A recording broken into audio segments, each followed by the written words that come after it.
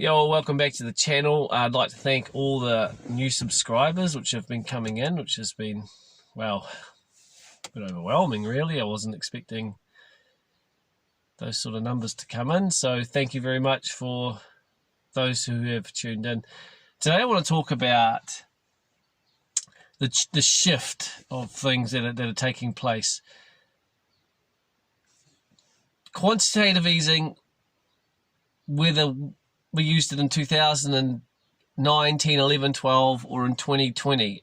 It doesn't matter. It's the same. You're doing the same thing, right? And there was a fear when they first launched the quantitative easing that it would drive inflation up. People were nervous as to what the Fed was doing. But what is inflation? It is expansion of the money supply. Exactly what the Fed created was inflation, nothing else. But where did that inflation actually go? Well, it went into the stock market, it went to Wall Street, and we started getting sky-high valuations of things. If we look at, for example, Tesla is, in my eyes, quite a valuable company because it has so many things of great future promise. If, for example, the truck that they have just built can do all the things that they are claiming, that is a pretty valuable thing to be having in production. And I think the autonomous driving has a lot going for it. However, everything was in a bubble. So, when people are looking at, a share price that's way up here, they're sort of comparing it to the overall share market, stock market. And everything was up really high. So when you're looking at like a distorted market, something that's way up here seems normal. We had a lot of things at very out of whack prices. That includes real estate. When everybody's paying $800,000, $900,000, $1 million, $2 million, $3 million for a house, well, that's just what it's worth. And if you look at leading up to the lockdowns, those house prices seemed so expensive. And of course, they went up 50% after the lockdown. Looking back, it almost seems cheap, right? That's just what happens because, for $500,000, you could have bought that. Now that it costs $800,000, $900,000, $1 million, $2 million, whatever. So it always seems cheap, but it's because there's a distortion from the quantitative easing. It's like the puppet masters are sort of pulling the strings of the economy. And so the inflation went to Wall Street. It went to housing prices. And it also fueled the economy that people were then able to spend that money on things like building new homes or, luxury items, new cars, all that sort of stuff. So it flows into the economy. But then a lot of the money that was made was I'll invest it into the stock market, I'll buy real estate with it. So it's like an ever perpetuating spiral of inflation. Well, they use that same recipe in the wake of the pandemic. And they were thinking, how do we keep the stock market from going down? Because it's going to do this, and we need to get it back up to here. We need to give it enough of an injection of cash for it to be able to do that. And of course, they did the largest stimulus ever and shut the economy down, but people stayed home but still got paid. And in some cases, they got paid more than they would have gone and work. But they didn't have fuel costs because they weren't driving anywhere, and they weren't eating out anywhere, and so like the food, their living costs really shrunk to like power, rent, food, insurances, but just the absolute staples. So a lot of people saved money because they weren't spending it on going out or going to pubs and all that sort of stuff, bars. And the thing was, they were all consuming that money too. A lot of them were buying stuff online, or they would come out of lockdown and they would now want to spend their money that they'd saved up. And of course, there'd been nothing much produced. Everything had shut down. So then we ended up with supply shortages. We ended up with interest rates so low that we had a huge boom in construction in some parts of the world, like where I'm from. There was a huge, like I've never seen it before. And that inflation that they created, for the first real time, notable time, went outside of Wall Street and into consumer goods. And so then it became, stubborn inflation that we've all had to experience. It's costing so much more to get by now. And the cure is to raise interest rates. Now, here's the difference. Here's the problem with that quantitative easing, is when they put the interest rate pushes to push the inflation down, there's a lot of inflation to fight. There's a lot of inflation to fight because they've been doing the quantitative easing for years, and the markets need to be cleansed of their sins.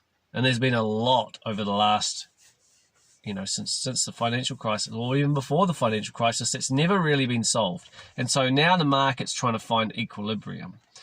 But at the same time, they've got to keep pushing this inflation down. So what is that going to do to that enormous bubble they spent, was it 14, 15 years inflating? Well, actually even more, because, after 2008, it went down, it went back up. But it's been doing this sort of a 20-year bubble. And what are those interest rates actually going to do? Well, it's basically, I can't guarantee anything, and it's not financial advice, but to me, it's basically it's locked in that these markets have only got one way to go, and that is down significantly from where they are, and that's stock market and real estate market. Now, where have most people got all their wealth? In the stock market, and these Dow Jones, NASDAQ, the mainstream, hype stocks. They've got money in the stock market and the real estate market. So all the wealth is going to be driven out of those things. But what are they left with is often just debt. They took on that debt. So yeah, on paper, in the short term, they were all rich. They were all millionaires, but you've got to see who actually gets out of the bubble and is smart enough to get out and keep that wealth versus the majority who tend to go down with the ship. If you go back and look at the financial crisis 2008, the 1929 crash, it's always the majority. It's always the majority who get suckered in and, go down with that ship and end up in dire straits. So we are going to see a continual push of asset prices down. But where are we actually going to see this inflation? See, I think that the mess that they created is not going to go away really easily. And the other big difference is, since 2008, if there's ever an issue in the economy, we'll just print, we'll just borrow, we'll just spend, right? Which is all inflationary. But now, because of the inflation, if they choose to go down that path, they are going to rapidly increase the inflation problem, meaning interest rates will have to go higher for longer.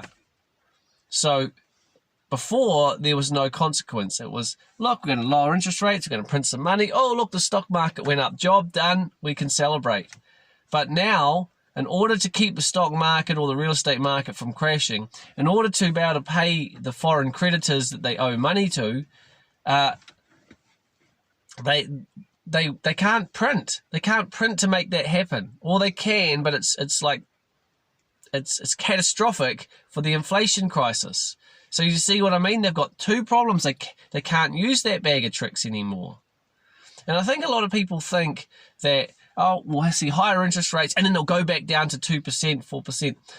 I personally don't think we're going to see low interest rates for a long time because of the damage that those low interest rates have caused is going to become very apparent.